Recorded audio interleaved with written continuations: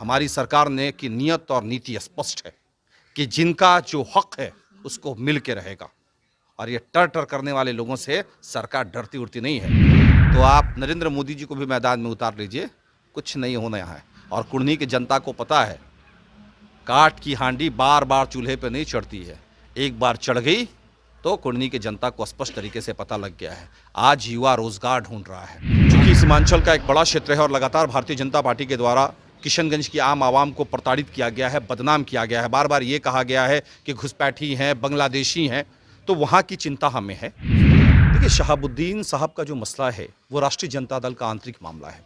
वैसे तो हमें संक्षेप नहीं करना चाहिए, लेकिन अगर शहाबुद्दीन साहब के मामले पर राष्ट्रीय जनता दल ने गंभीरता से विचार नहीं किया तो निसंदेह उसका खामियाजा महागठबंधन में शामिल तमाम राजनीतिक दलों को। बिहार में स्थानीय निकाय के चुनाव होने हैं और उसकी तिथि की घोषणा भी कर दी गई है, लेकिन भारतीय जनता पार्टी की तरफ से यह फिर से आरोप लगाए जा रहे हैं कि जिस प्रकार से ये ऐलान किया गया है वो बिल्कुल गलत है और सुप्रीम कोर्ट के आदेश के खिलाफ है।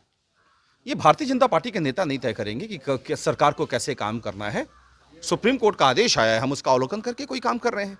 लेकिन जो भारतीय जनता पार्टी के नेता लगातार टर कर रहे हैं कि किसी भी स्थिति में पिछड़ों और अति पिछड़ों को उनका हक नहीं मिले, आरक्षण नहीं मिले, मैं उनको बता देना चाहता हूं कि सूबे में किसी माई के लाल में हिम्मत नहीं है कि बिना पिछड़े और अति पिछड़े के आरक्षण में स्थानीय निकाय का चुनाव करा ले।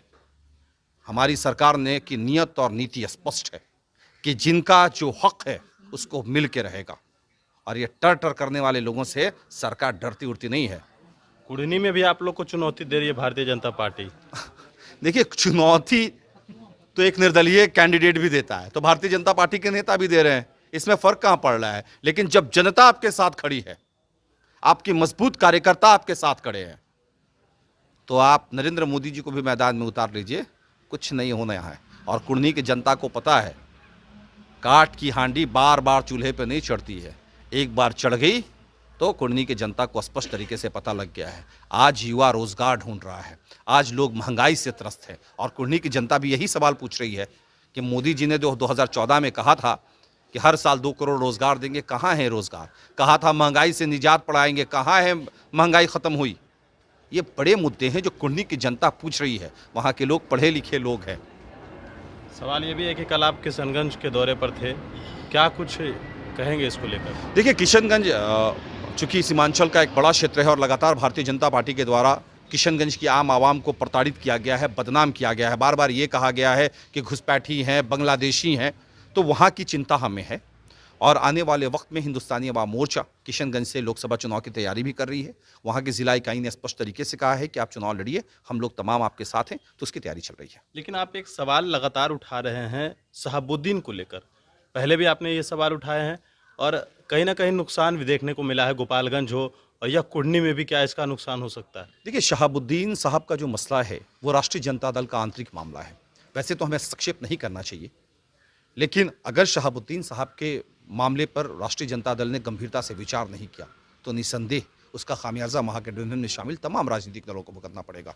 क्योंकि शहाबुद्दीन साहब का एक अपना जनाधार रहा है, उनके परिवार को आज भी सूबे के खासकर अल्पसंख्यक समाज के जो लोग हैं वो फॉलो करते हैं।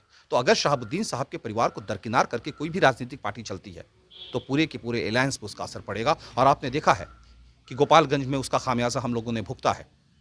तो आने वाले वक्त में हम सबकी जवाबदेही बनती है राजनीतिक दलों की जो महागठबंधन में शामिल हैं कि उनके परिवार को समझा के बुझा के उनकी जो ग्रीवांसेस उनसे बातचीत करें, ताकि मजबूती के साथ जो न्याय के साथ विकास का कारवां आगे बढ़ रहा है वो आगे बढ़ता रहे। चलिए, बिल्कुल। तो हमारे साथ हम के राष्ट्रीय प्रवक्ता दानिश रिजवान थे। कई सवाल थे जो हमने इनसे लिए हैं। गणेश फाउंडेशन के साथ नमस्कार।